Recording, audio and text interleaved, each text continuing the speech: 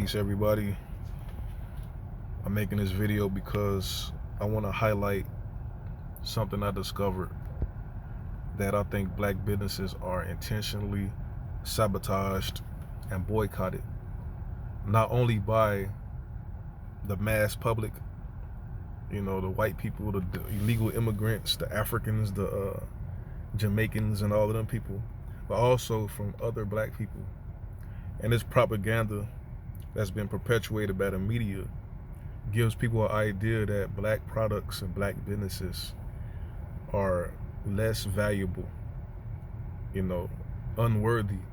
Well, black services too, construction workers, carpenters, real estate professionals, lawyers, they all get a negative stigma because of the stereotypes perpetuated by society, and that affects us economically.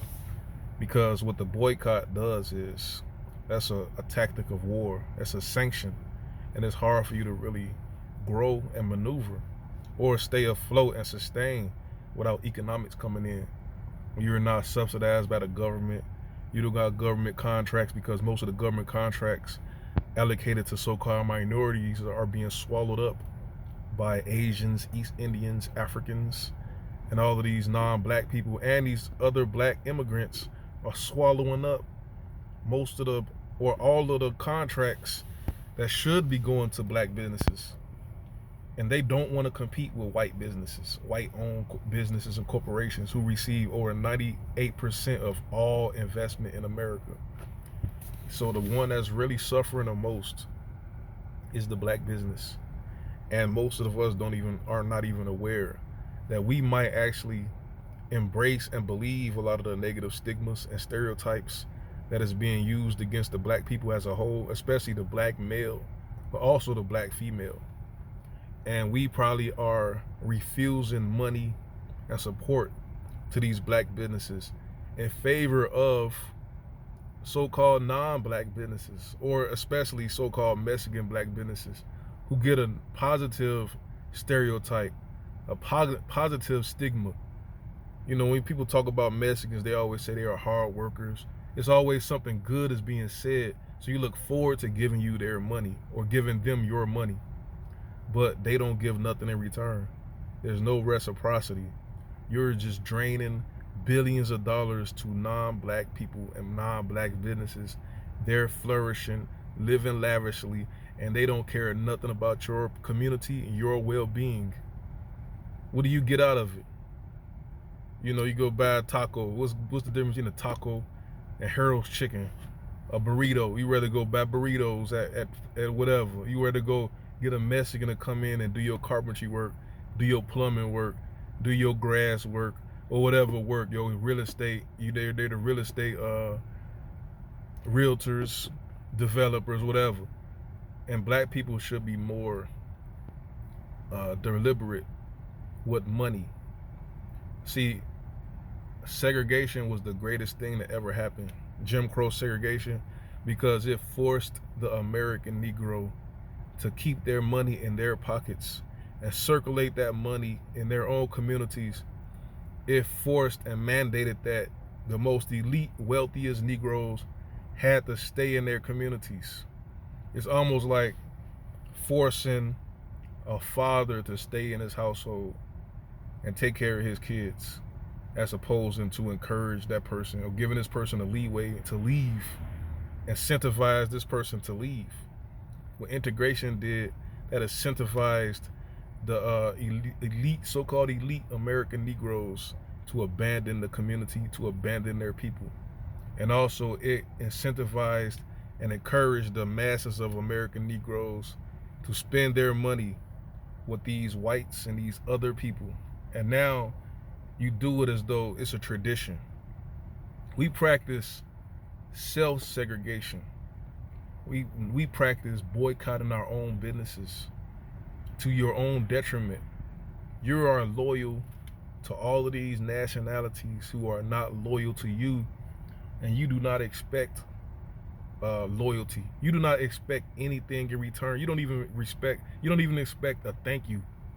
You see videos of these black women going to these Asian nail shops getting disrespected, or being told to hurry up and buy, get out. And you actually continue to go into these places that don't even say thank you. Terrible customer service because you think this is what you're supposed to do. And you do not do the same thing for so-called black businesses. You do not even think that it's your obligation to give money and support to a black business. To even go to Google and search for a black business, search for a black law firm, search for a black graphic designer, search for a black whatever it is that you need. Cell phone repair. What else? Automotive repair. You got black people that repair cars. You got so-called black people that cut hair. We know they cut hair. You see what I'm saying? That's a given. But every other business that you need, there is a black person that does it. And sometimes it might cost more money because they don't have the resources coming in like a Walmart or whatever. Or sometimes you got to travel to them because there's so few in between a black business. But you should be more deliberate. You should be more proactive to give your money to so-called American Negroes. And this massive brainwashing has to stop. And the last point I want to make is this. A lot of these people, and you got people like, Tariq Nasheed always talk about the tethers, the tether class. But it's true. A lot of these so-called black people are really from another country. Poverty-stricken countries. Third world countries who probably don't even have running water. No infrastructure. So they are at a net gain. They are winning. This is why they don't understand the so-called American Negro struggle, because the American Negro is at a net loss. Ever since the Civil Rights Act was signed, black economy, black economics, participation, independence, institutions has been failing and falling. Even the family structure, marriages, even the black population has been on a gradual decline, while these other groups are gradually coming in, filling in them voids, taking them positions, and feeling like they have succeeded. They're winning because they looking like they got jobs and they can make these American dollars. In many cases, these American dollars is hundreds of times more valuable than the dollars in their home country. So a minimum wage job here, they could become wealthy in their own country just off a minimum wage job, or send a couple of dollars back, and their family could live for months off a couple of dollars. These people looking like this is the greatest place in the world, and they have no real, they don't feel any obligation to supporting you, supporting your businesses. They don't have any type of gratitude for the struggle and the sacrifices that the American Negro gave for them to come here and to benefit, and for allowing them to come in and take advantage of resources that should have been exclusive to the American Negro children, the Hispanics, the Africans, Caribbeans, Asians, Polynesians, whatever they are, wherever they came from. They just happy to be here. They feeling like they're winning. They feeling successful, and also they thank the white man for these opportunities because they don't do enough due diligence and research. Or they could be a situation where it's cognitive dissonance. They could know about Martin Luther King, Rosa Parks, the civil rights movement, but they could refuse to even acknowledge it due to their own hatred of the black American Negro, because they hate the American Negro so much. They could pretend that the white man is the reason. It's like when Moses was in a mountain in the book of Exodus in the Holy Bible, King James Version. He was gone for 40 days, 40 nights. And the people say, what's up with this guy Moses? He left us out here to die. So they say they're going to build a calf, a golden calf, an Egyptian god. I think it's Hathor. And they gave the glory, knowing that it wasn't Hathor that delivered them from the wilderness. But to spite Moses and to spite God, they gave the glory to something else. This is what these foreign Negroes are doing. This is what these so-called Latinos are doing.